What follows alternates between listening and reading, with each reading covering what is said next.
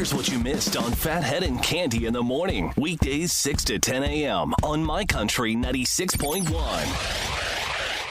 My Country 96.1, Phathead, Cande Roth. You were asking off the air what we did this weekend, and I said, yesterday we went to a friend's house before they closed their pool. You know, everyone's closing their pool now, Cande, real soon.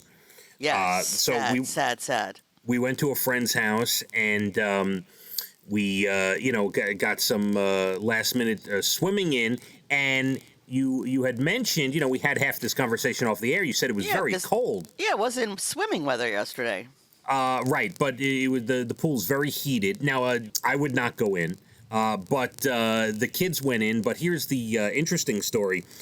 Leah decided to stay home because she wanted to get a jump on schoolwork for today. Of course she did. So that's what she tells you anyway. Huh?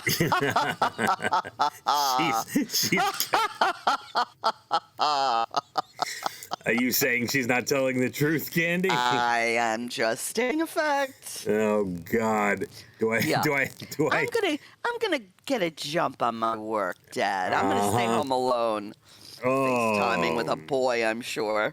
Yeah, they're coming. The boys are coming.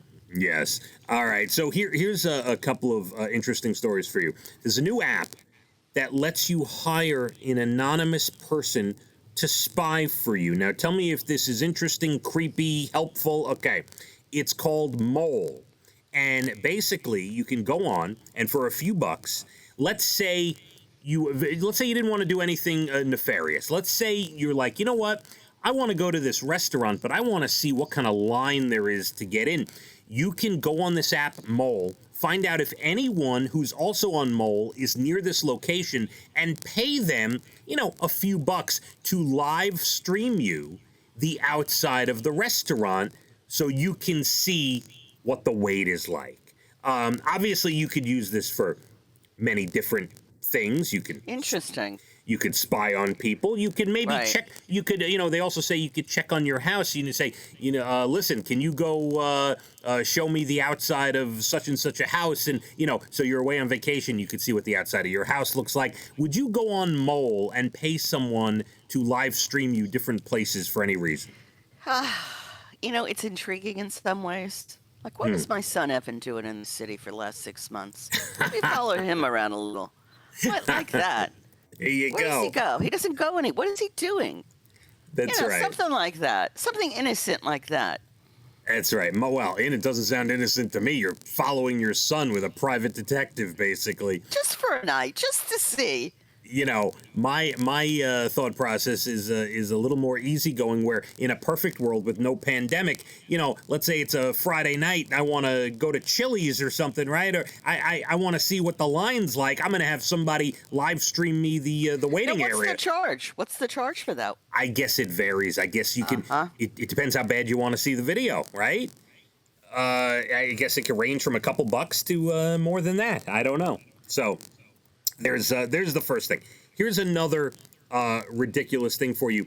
Do you know they hand out these awards for efforts in science for what's called the, is it LG or IG? I can't tell if that's a lowercase L or an uppercase I, but it's a special prize that they hand out for advances in ridiculous areas of science and study.